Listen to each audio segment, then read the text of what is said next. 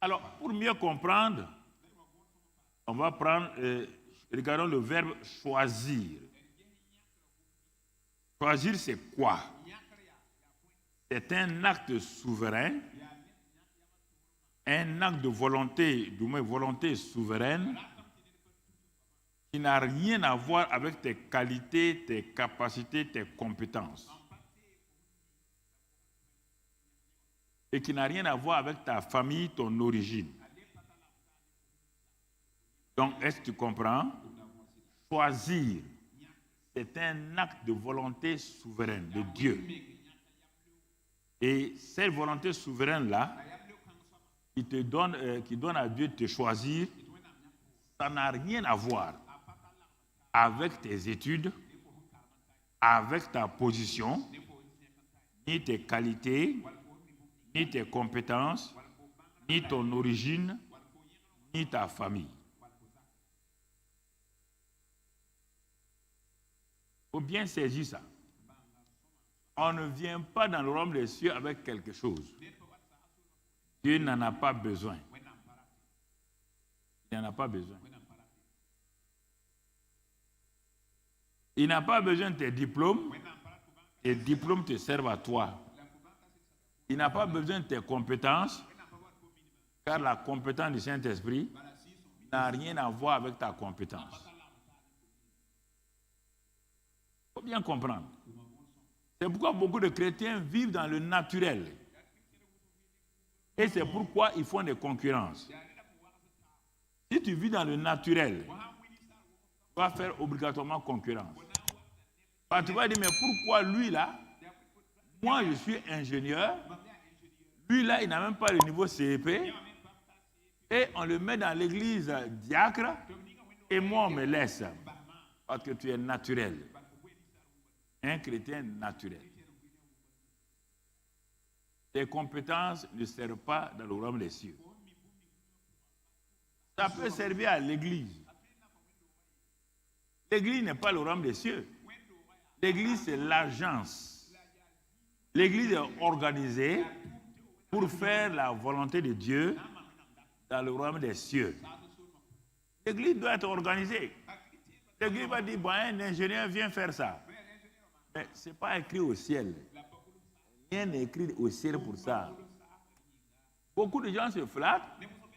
Comme ils sont caméramans là, ils sont techniciens là, que Dieu écrit ça. Si Dieu doit écrire ça, Dieu doit relever Abraham, qui n'avait pas de technicien. Il doit relever Moïse. Il doit relever tous ces gens-là pour leur dire que vous avez échoué.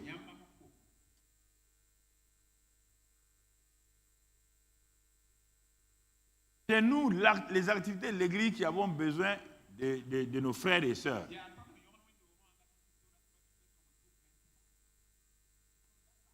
faut bien saisir ça.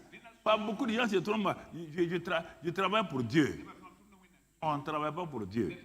On travaille avec Dieu. Dieu a son programme, il a son plan, il a son cahier de charges, il a tout. Il t'appelle, il te qualifie et il dit, parce que le royaume des cieux, tu n'as jamais été là-dedans. Tu ne sais pas ce que c'est. Comment tu vas amener tes compétences dans un endroit où tu ne sais même pas comment on travaille là-bas? Comment on agit là-bas? Qui travaille là-bas? Est-ce que vous comprenez? C'est pourquoi Dieu peut te bénir. Peut te bénir sur la terre là et tu aides les gens. Mais mon frère, la seule chose, c'est que tu amènes les gens dans le royaume. Jésus est venu du ciel. Il est venu du ciel. Quand il devait obéir au Père, Dieu n'a pas dit, viens avec tes outils de charpentier, on aura besoin de ça pour faire le travail. Tu l'as vu, il a travaillé encore charpentier? Non. Parce que le royaume des cieux a une autre qualification. Mais Paul a tout laissé. Mais il y a des moments, quand il a rencontré Aquilas et Priscille, qui étaient des faiseurs de tentes, ils faisaient les tentes avec eux, mais ils ne parlaient pas du royaume des cieux. Non. C'est pourquoi il faut faire attention. Faire attention. Tu mets tes compétences naturelles à la disposition de l'Église. Mais l'essentiel, as-tu gagné des âmes? L'essentiel, es-tu allé? Est-ce que tu as prié? Est-ce que tu es parmi les intercesseurs? L'essentiel, est-ce que tu es parti vers les veuves, les orphelins? Et est-ce que tu as pris les jeunes gens, les enfants, pour les amener à la connaissance de Christ? Est-ce que tu es pas dans les hospices de vieillards, dans les rues, vers les malades, vers les prisonniers? Ça, c'est le programme du royaume. Comment l'agence du royaume, l'Église, doit faire sur la terre. Mais quand on cite toutes ces choses-là, tu n'es pas impliqué. Oui, tu peux nous aider à réparer nos ordinateurs. Ce n'est pas écrit au ciel. Rien. Je vais te dire merci simplement. C'est fini. Ça ne dépasse même pas le toit de l'église. Il faut qu'on se réveille. Ah, on est à l'église, on travaille. Tu travailles. Non, mon ami, tu es dans l'agence. Mais ce n'est pas le cahier des charges du royaume. Surtout les intellectuels, ils ne comprennent pas ça là. Quand tu dis ça, les intellectuels ne comprennent pas. Ils croient. Oui. Mais tout ce que tu as là, on va l'utiliser pour l'église. Il n'y a pas de problème.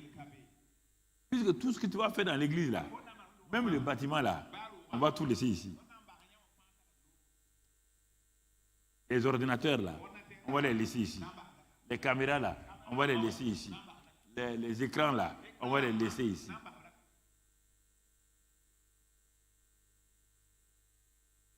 Il faut bien saisir, bien comprendre.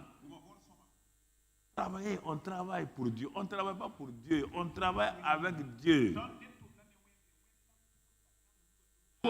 Co-ouvrier avec Jésus et on travaille avec Dieu. C'est pourquoi même dans l'Ancien Testament, il dit avec Dieu, nous ferons des exploits. Tu ne peux pas faire des exploits sans Dieu. Quel exploit?